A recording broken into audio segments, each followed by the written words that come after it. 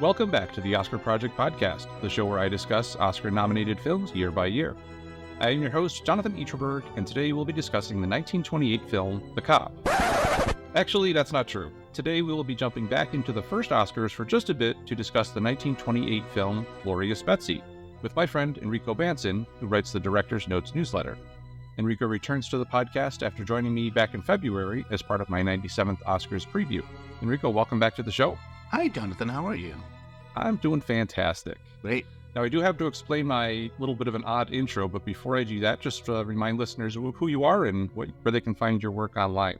Yes, my name is Enrico Banson. I write on Substack Director's Notes. I'm a working filmmaker, television, stage, film, and commercial director based in the San Francisco Bay Area. Excellent. Well, welcome back. Yeah. So we were originally supposed to cover the film The Cop, which was nominated for Best Writing at the second Academy Awards, but I got a little bit confused. I thought I'd found the film on YouTube, but as I watched it, as we were getting ready for this conversation, something didn't quite add up. I eventually figured out that the film I was watching was not the Oscar-nominated film starring William Boyd, but instead a similarly titled film called Riley the Cop, which coincidentally came out about 3 months later in 1928. So I'd already had you scheduled on the podcast, didn't want to cancel on you, so we pivoted a little bit, and since Glorious Betsy has recently become available, which it wasn't when I first started this project, I decided to go back and cover that film from the first Oscars, which coincidentally was also nominated for Best Writing. So before we get to Glorious Betsy, I do just want to cover kind of the basics of The Cop like we do with all of our films, so we can say that we've touched on it. It was released on August 20th, 1928. Directed by Donald Crisp and written by Elliot J. Clausen, Tay Garnett, and John W. Kraft.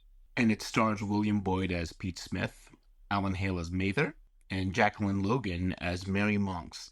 The Cop has a running time of 77 minutes and was produced by DeMille Pictures Corporation and distributed by Pathé Exchange. As with last week's film Skyscraper, the only nomination was for Best Writing, and again it went to Elliot Clausen.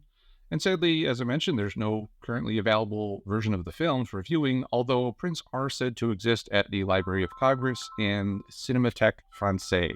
So obviously, we can't really talk too much about The Cop since neither of us have seen it. It's interesting that the film I covered last week, Skyscraper, also starred William Boyd and Alan Hale. So it's kind of interesting that two films, same writer, same actors, all nominated in that Best Writing category. Anything you want to add based on any information you were able to dig up before we figured out it was the wrong film? No, I think I was more fascinated with Riley the Cop because it was John Ford. Yeah. So I was like, oh, that's fascinating. But I didn't get a chance to watch Riley the Cop because I focused on the film we're about to speak on, Glorious Betsy. Yeah. But yeah, if we can find the Cop somewhere, I am intrigued. Yes. Yeah, I definitely want to watch it. Well, before we get to Glorious Betsy, obviously this kind of season on the podcast, I'm trying to do a little bit more of keeping our place in history as we cover these films in pretty much chronological order. So the last film we talked about last week, Skyscraper, came out in early April. In the a couple of weeks between that and Glorious Betsy releasing, a couple of historical events that I came across. One, the birth of Ethel Kennedy of the Kennedy family. And then also another famous birth, Shirley Temple was born on April 23rd, so just before Glorious Betsy came out. Came across a note about a 7.0 magnitude earthquake in Bulgaria, and the New York Rangers won the Stanley Cup. I don't know how many times they've done that by then, but I know there's a lot fewer hockey teams back then. So, wow, just placing ourselves in history in the middle of April 1928. You know, it was funny because when you asked that question, I was looking through the history of, I mean, I will talk about it later on, but like how Conrad Nagle was a huge player in the Academy of Motion Picture Arts and Sciences. Yep. So that's fairly interesting to me. I didn't get a chance to delve into 1928 history, but I did kind of look through the film's history and what's going through that with Glorious Betsy. Well, let's jump into that. Glorious Betsy first appeared in theaters April 26, 1928, so the end of that month. Film was directed by Alan Crosland and Gordon Hollingshead and written by Anthony Coldway and Jack Jarmuth. And it stars Dolores Costello as Betsy Patterson, Conrad Nagle as Jerome Bonaparte, and John Miljan as Preston, and Pasquale Amato as Napoleon Bonaparte. It has a running time of 80 minutes and was produced and distributed by Warner Brothers. Anthony Coldway was the only nominee for the film. It was nominated for Best Writing Adaptation at the first Academy Awards, and there is at least one decent version of the film on YouTube as of this recording. Yeah. So we'll run through the plot, and it's based on a play, which was based on real life of Betsy Patterson and the real life Jerome Bonaparte, and they were actually married. I did some digging into that. But we begin in the foothills of Virginia. 1804 is the date that we get at the beginning. We kind of are introduced to Betsy's father, Colonel Patterson, in some sort of tavern, hotel, drinking with his buddies. And then for some reason that was not fully clear to me, he ends up having a little dual sword fight with Jerome. Yeah. And obviously, nobody knows at this point who Jerome is. They think he's Jerome. I think it's Laverne is the name he's given. So, and that he was a local teacher. Yep, local French teacher. So obviously a much different station than Jerome Bonaparte would have. And it's interesting because I think I was, in the beginning of the film, I was really enjoying some of the subtitles, like "Respect my incognito." Yeah, that was a great line. It was kind of cool. Like, oh, that's kind of a cool line. And it was fascinating because, like you, Jonathan, I didn't know where he was coming from. He just came out of nowhere, literally, and that was fascinating. It was definitely in the beginning of the plot when there was the courtship and all of that. I think that was, for me, a little bit slower. But I think as it progressed, when we got to Jerome meeting Betsy and sort of all of the social intrigue that entails, it starts to be much more fascinating, I think. And I wanted to spend more time in the middle of the film, I thought. Yeah. Because then in terms of plot, right, they move on to Betsy realizes in a rather theatrical way who Jerome really is, in a sort of, it looks like a gigantic party. Yeah. And then they are in love, they fall in love, and they want to get married. But then immediately soon, right, he is called up by his famous brother, emperor brother. Yeah. It's actually interesting. I was trying to find a copy of the play somewhere so that I could read through that. So I like to try, and if it's based on something, I like to try and read it. Obviously, with those plays and novels from 150 years ago, it's a little bit harder. So I put in a interlibrary loan request at my local library, and they found a copy of a novel, not the play itself, but a novel that was published right around the same time as the movie came out. So I'd actually read that, so I knew the story. I knew kind of what was gonna happen in it. I think that really helped my appreciation and understanding of that first act, kind of before he's really revealed to the rest of the cast. But yeah, I can totally understand that if you're not familiar with what's going on, that first little segment can be a little bit slow, a little bit drawn out. Yeah. But it did get really fascinating when they were in the ship, and I thought the meeting between Betsy and Napoleon was fascinating for its time. I really enjoyed that section of the film. Yeah. And then it just kind of, and then as we progress, as we know, the story of Napoleon not wanting this marriage to continue because Jerome had promised to for a political gain, right? Princess Frederica. Yeah, Princess Frederica. And then we see sort of the outcome of that, but then it does kind of, I feel like the film kind of peters out in a strange sort of way. I don't know, and you read the story, and I didn't get a chance to really know the real details of, I guess, the latter part of their courtship. Did he return to her? Well, so in the story, in the book that I read, it's basically what happens in the movie. It's, he does return. She tells him about the son that she has, and he does end up kind of escaping his imprisonment with his brother in France and returning. Obviously, that part is a little bit more drawn out in the film. It's, he gets the letter that he's going to be a father, and a few scenes later, he's back in the United States saving the day, kind of thing. Obviously, in a novel, you can draw that out a little bit, but yeah, it basically ends the same way as the film, which obviously is not what happened in real life. In real life, marriage was annulled. And then I forget if he did actually end up marrying Frederica, Countess Frederica, the princess. I assume he did, but look that up while we're talking here. Now, from my understanding, from the research that I did, Jonathan, this was a partial talkie also? Is that true? From what I've heard, it is. Although the version that's online is not that. I actually came across, I think it was a New York Times review, current review from the time, and it sounded like the scene you were talking about on the boat when Bonaparte is talking with Betsy. Sounded like that may have been one of the sequences that was in the talkie form. I forget what some of the other ones were, but it definitely sounded, based on that review, that there were some actual dialogue portions, as well as apparently a rendition of the French anthem in the film sung as well. Which is interesting because the actor who plays, we'll get into it in a minute, the actor who plays Napoleon was an opera singer. Yeah. I don't think it was actually him that's saying it in the film, but it was an interesting. I thought they missed opportunity to have an opera singer in the film and not have him sing. And the reason why I brought that up is because I noticed there were moments in the film where it seemed really dialogue heavy, and then I was like, "Where's the subtitle?" Because based on the performances, I was like, "Oh, something interesting is happening," and I was waiting for a subtitle like to kind of like let me know.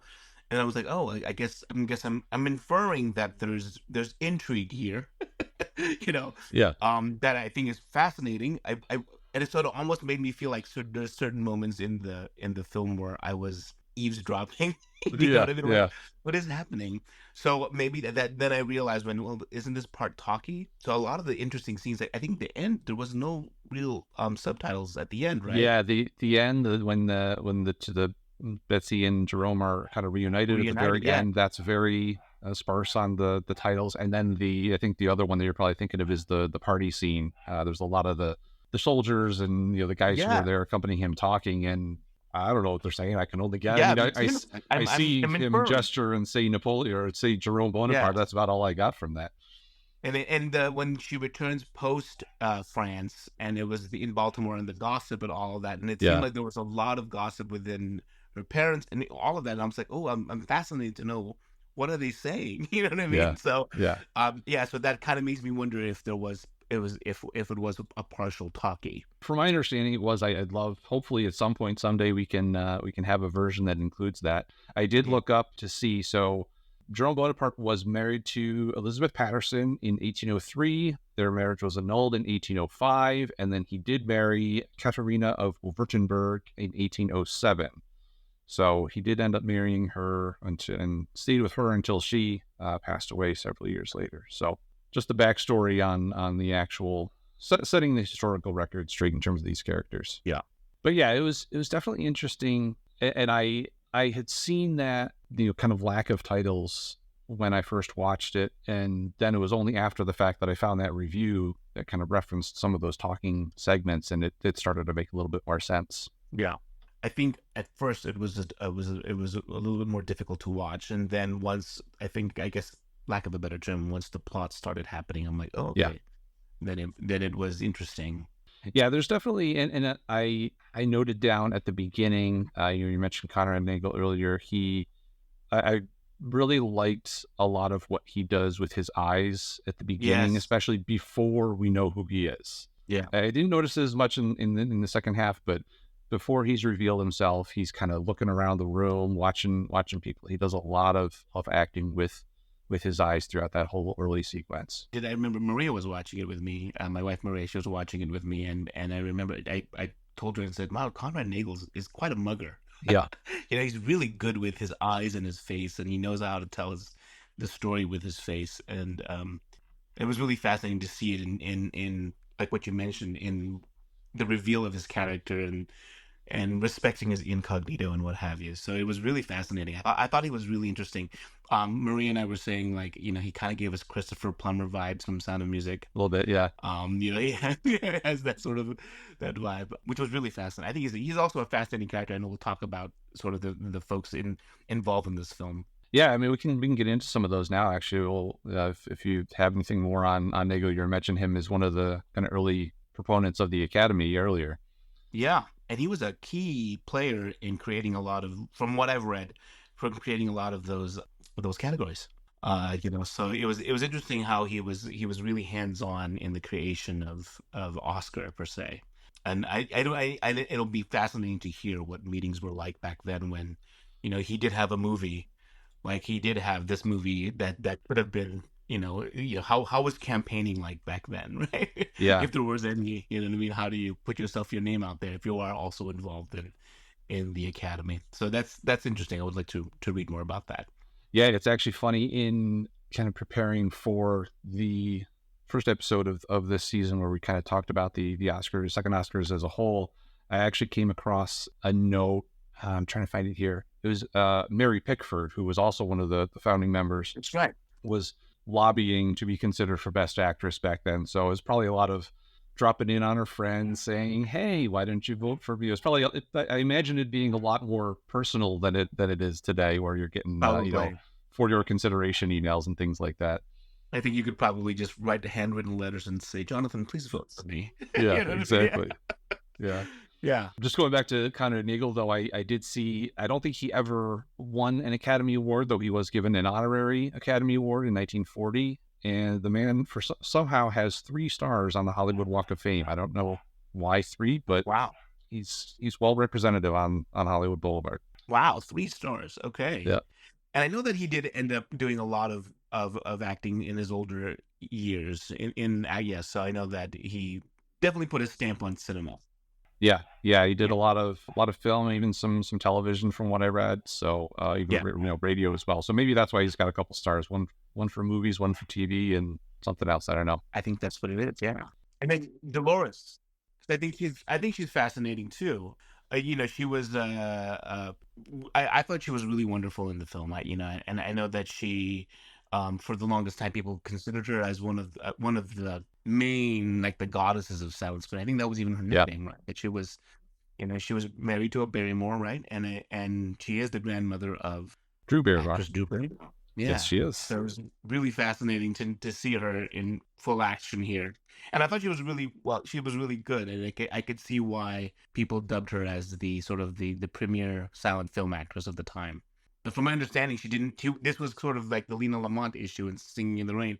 From my understanding, she didn't have a very nice speaking voice. I don't know. Yeah, I read that she had a lisp, so I guess that made it difficult for her to transition. I did see that she did continue to work, so I don't think it was completely, that she didn't work after this at all. But I think definitely was something that she struggled with in that transition to sound. Yeah, and I noted that she seemed to visibly change her look a lot throughout the film. Obviously changing her dresses, changing her actual costume, but it just like that the way her face looked and the way she came across on the screen seemed to change up throughout the film, which was a little bit, almost surprised me a little bit, but it was interesting to see that. And then from looking at her filmography, she did The Magnificent Ambersons with Orson Welles. Oh wow. Yeah. Interesting, fascinating. Let's see the other folks involved. The only other one that's really worth mentioning too much about is, you mentioned him earlier, Pasquale Amato, who plays Napoleon. He was an Italian opera singer, sang at the Metropolitan Opera in New York City for a long time. If you actually go to his Wikipedia page, there's a couple of clips of recordings of him singing. So it's kind of neat to listen to those and imagine what his Napoleon voice would have been like in this film. Hopefully someday, like I said, we can hear that someday. Yeah. No, it's fascinating. Yeah. When I saw him on screen, I was like, oh, he does give us that vibe, Napoleon vibe. So he did a really good job in it. That first scene when he comes onto the boat, he kind of almost comes out of the mist, like he's emerging, from behind a curtain almost. Yeah, good old guy. He even had his cloak, and he was like, "Would you speak that way to the emperor?" Yeah. He reveals his cloak, which was really fascinating. The French certainly knew how to make an entrance back then. Yeah, I really did enjoy him. I think my favorite scene is between him and Dolores, him and Napoleon and Betsy. I thought, I was leaning in. I was like, "What's going on? I want to know more. I want to see what's happening."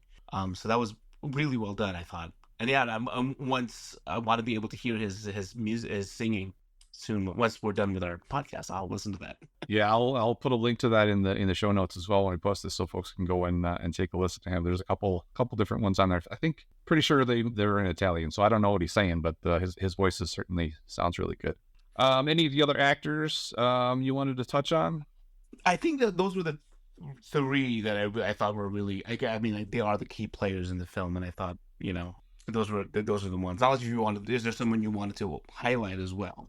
No, those are the main ones too. I did want to just touch on the director Alan Crossland. He was Yes. also the director of The Jazz Singer, which was also nominated at the first Academy Awards, and obviously, much more famously, a pioneering sound picture. So he'd obviously been working for a while in Hollywood, making short films, and then eventually transitioned into features. Also worked with John Barrymore previously for his film Don Juan in 1926. And then the co-director that I mentioned at the beginning, Gordon Hollingshead, we're going to be coming back to him at some point on the podcast because he was a multiple nominee for short films that he made over Well, subsequent years. So his name's going to be coming up quite a bit throughout the podcast once we get to the short film categories, once they're established a few years down the road. and yeah, looking at the first Academy Awards. All Glorious Betsy got was writing, huh? Yep, that was the only thing it was nominated for.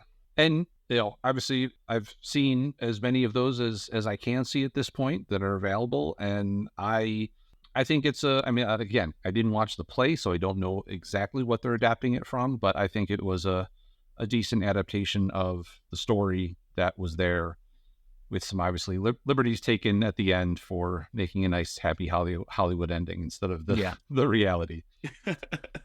It's definitely I've been watching thanks to you actually because I Maria and I watched Seventh Heaven as well, which Yeah. was the big winner of this year, and we watched Pandora's Box on Criterion. It's really fascinating to sort of put your mindset in watching silent films because it's a totally different way of watching film, Yeah. and I think this was usually I find them all very fascinating, but I think that this one was an interesting build in terms of being an audience member for a silent film. But like what you mentioned, I think part of that was not knowing if this was half talkie, half silent. Yeah. So I don't know if that I don't want to criticize the film in the sense that maybe we didn't get all the elements that the filmmakers intended. But it did feel uneven in that sense for me in terms of completely appreciating the film. No, I agree, and I think just comparing it back to the Jazz Singer, which famously has two or three instances where there's maybe 10, 15 seconds of synchronized sound with the picture. I feel like this one there were some more extended sequences in some of those scenes that we were talking about earlier, where Yeah. it may have been a minute or two of dialogue that we were able to hear. I don't know if that's the case, but it kind of sounds like that was potentially what was going on here. And did you have on when it came to the writers? What were some of the things that you found out about Anthony Coldway? I didn't really find out too much about. I was able to find nothing on Jack Jarmuth. Anthony Coldway has a brief page on Wikipedia.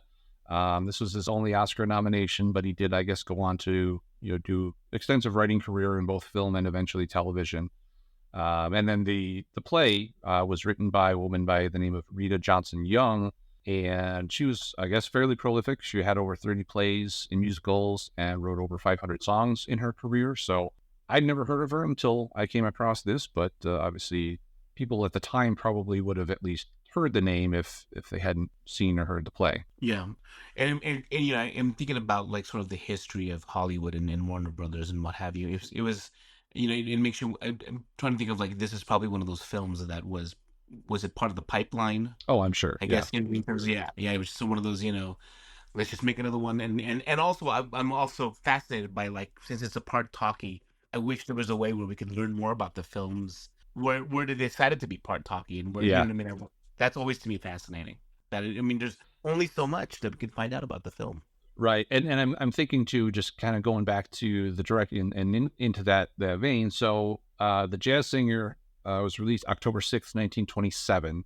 So I'm assuming that was probably Alan Crossland's film just before this. So Yeah, he wrapped that up. They were promoting that, and then he's on to making this one. So kind of using yeah, his learnings from the synchronized sound with that film to work on this one and maybe make it just a little bit bigger. yeah, But again, we'll never quite know. yeah. Well, that I know. The other thing I wanted to touch on, and just kind of going back to some plot points. So you mentioned Jerome asking the French guys that come to pick him up to respect his incognito. I love the scene. They're kind of off on the side of the building talking, and they're like, "You remember what happened in Philadelphia?" And there was this great flashback sequence, which I don't see that much in films of this era No. where they're doing stuff like that. So he Yeah. flashes back to Philadelphia. He's supposed to be introduced to these, the aristocracy of Philadelphia, and the coach pulls up and they open the door and there's nobody inside. He's run off down to Central Virginia where he's hanging out with Betsy. And it's two more times in the rest of the film that gag happens. And I was Yeah. thinking to myself by the third time, I'm like, put someone in the carriage with him. You got to figure out that he's going to try and get away. So I know. And it makes me that sort of that gag, as you will. It made me wonder after watching the film. It's like, well, is this sort of a romantic comedy in that sense? I don't know. yeah, Because yeah, there are moments of, like, even in the courtship in the very very beginning, there are moments of romantic comedy beats. You know what I mean? And the throwing of the fruit or the rock at him, try to get his attention. So there were elements of romantic comedy very early on, right? It was in that it could be said or it could be argued that Glorious Betsy has the beginning, has the markings of a romantic comedy, because there were really funny moments like the empty carriage gag. yeah. And I think too when they're Betsy and her father are leaving to go off to back to Baltimore because they've received news that they're going to host Jerome Yeah. Jerome Bonaparte, the real Jerome, for the party that we see later. So they're heading back from Virginia to Baltimore, and he kind of gives like a little wink and a nod as she gets into the carriage. She's like, "All right, I'll never see you again," and she rides off. He's like, "Yeah, okay, whatever." So there's little things Yeah, like that are there are. all the pieces are there. It does make it delightful, and I think some of the early parts of the early slides or the text, a lot of it was really fun. I think the one that got Maria, my wife, she really laughed out loud is, "So you're the scoundrel intercepting my tulips." Yeah. And I think she's like, "I want that like printed somewhere." Yep. Yeah. So yeah, People don't talk like that anymore. they don't. So there are a lot of funny moments in this, and maybe it is to say that it is a romantic comedy in that sense. Yeah, I know. I mean, it's listed as a drama, but I definitely give it credit for being, a comedy of some sort. Yeah. So we talked about the real Jerome, the real marriage. I guess looking into it a little bit, Napoleon did try and get the marriage annulled by the Pope at the time, but he refused. So he decided, I'm going to become emperor and do it myself, and that's Yeah. what he did. Yeah. I did see that there was one additional version of the story that was made in 1936 called Hearts Divided. That film stars Marion Davies as Betsy, Dick Powell as Jerome, and none other than Claude Rains as Napoleon, Nice. who will obviously return to eventually because he's also a Academy Award nominee. Yeah. In terms of reviews, I mentioned the one New York Times review earlier. I did jot down a couple little quotes that I enjoyed from it. The first one said, "With all its screen license, its flourishes and passionate embraces, it is an appealingly sentimental romance of the old days when gentlemen wore silk stockings and ladies discreetly concealed their ankles with voluminous skirls." And that's the review that I also mentioned. Has a few points about the sound pieces. I should have jotted those down, but that's in there as well. Interesting. But the overall review was positive for the Yeah, film. it seemed generally positive. As I always love reading the reviews of the time and seeing things that were appreciated at the time and maybe aren't anymore, or vice versa. Things that were movies that we look at today as classics, and that maybe got some downer reviews back in the day, but this was the only one I could find from this film, so we'll have to just go with the New York Times, what they said for it. And looking at the research, it seemed like Glorious Betsy was a modest success. Yeah. It wasn't like the big success of The Jazz Singer and what have you, right? So it was fascinating to see where the film lands in its history alongside the films of that year. And it seems like, I mean, I saw Seventh Heaven. I've seen Jazz Singer. It seems like it's the first Academy Awards, and Wings, right? Wings was the first Best Picture winner. Yeah. Yeah. So there's some really, it's been that's quite a year of film in terms of what they really brought out. Yeah, and if we're really getting into it too, I believe 1928 was the first time we saw Mickey Mouse, if I'm not mistaken. That's right.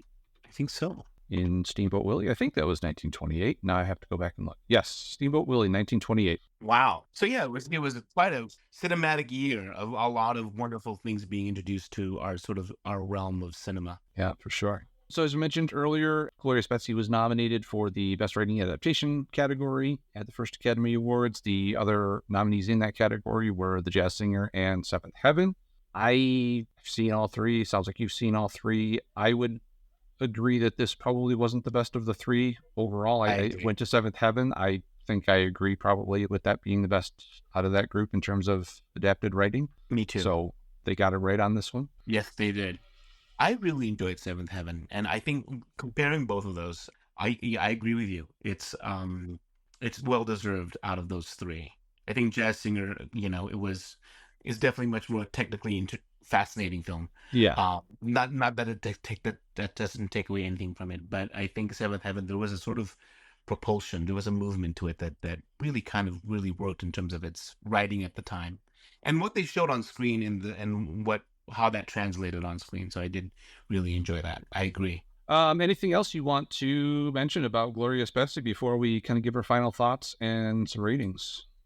No, I think you and I are kind of on the same page. We enjoyed it in looking back at where it is in its place and time, and being almost 100 years away from it. But I think that the performances are what makes the film fascinating for me. I think Conrad Nagle and Dolores Costello, the three that we mentioned, I think there's a lot going on there for silent screen acting, and I think that alone is worth watching in the film. Just watching those stories. I mean, if I were to be super critical about it, it feels uneven, I think, a lot of the times, and I think tone-wise, it kind of shifts all over the place in tone, but you can't fault it for what the story it's trying to tell, and for how wonderful it actually is at the end of the day. There are moments that definitely dip, and it's not as strong as Seventh Heaven. Correct. I agree with that. So what would you end up giving it in the end if you had to throw a number on it? I don't know if halves count, but 6.5, 7, I think. I enjoyed the performances. Yeah. I was probably just a little bit more towards the 6 end than the 7 end, but I'm right in that same between a 6 and a 7 spot. So yeah. I'll probably go, if I had to nail it down to a single number, I'd probably say a 6. But yeah, I enjoyed it. Yeah. Definitely worth watching for folks who are scholars of that time period. Yes. Well, I will include a list of resources and links to the reviews, anything that we mentioned throughout the episode, as well as where you can go and watch Glorious Betsy for yourself. Enrico, thank you so much again for coming on the show to talk about Glorious Betsy. And if I ever do manage to find the copy of The Cop, we'll definitely have to have you back down to talk about that one. Yes. And remind people once again where they can find your newsletter. Yes, it's Director's Notes on Substack, and then you can find me there. Excellent. And don't forget to follow The Oscar Project at theoscarproject.substack.com. And be sure to come back for next Friday's episode of the Oscar Project podcast, where I will be discussing the film Our Dancing Daughters. Thank you for listening, and I'll see you at the movies.